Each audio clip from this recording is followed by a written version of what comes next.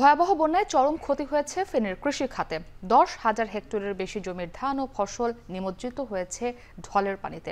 ভেসে গেছে কয়েক হাজার পুকুরের মাছ। ক্ষতিগ্রস্ত হয়েছে 5 শতাধিক পোল্ট্রি খামার। এ বিষয়ে ফেনী থেকে বিস্তারিত জানিয়েছেন সোলেমান ডালিম। গত এক সপ্তাহের ভারী বর্ষণ এবং ভারতের উজান থেকে নেমে আসা পাহাড়ি ঢলে ফেনীর ফুলগাজী, পরশুরাম, ছাগলনাইয়া, সদর, দাগনভূঞা, সোনাগাজী সহ পুরো ফেনীতে যে বন্যা পরিস্থিতি তৈরি হয়, সে পরিস্থিতিতে ফেনীর কৃষি খাত, মৎস্য খাত এবং পোল্ট্রি খাতে ব্যাপক ক্ষয়ক্ষতি সাধিত হয়েছে।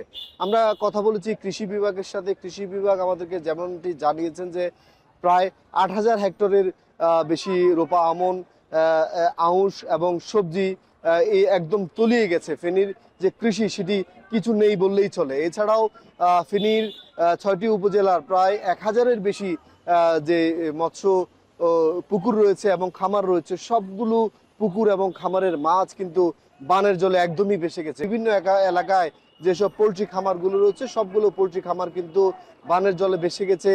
এই যে সেসব পোলট্রি খামারে যেসব মোরগ রয়েছে এবং যেসব গবাদি পশুর যে খামার রয়েছে, গরু মহিষের খামার রয়েছে, সেসব জায়গায়ও কিন্তু পানিতে ওঠে সেই গবাদি পশুও কিন্তু ক্ষয়ক্ষতি হয়েছে। সব মিলে কৃষি খাতে ক্ষতির পরিমাণ কয়েক হাজার কোটি টাকা হবে বলে মনে করছেন সংশ্লিষ্ট বিভাগগুলো। তবে কি পরিমাণ ক্ষতি হয়েছে সেটি এখনই নিরূপণ করা সম্ভব নয় বলে মনে করছেন কৃষি বিভাগ।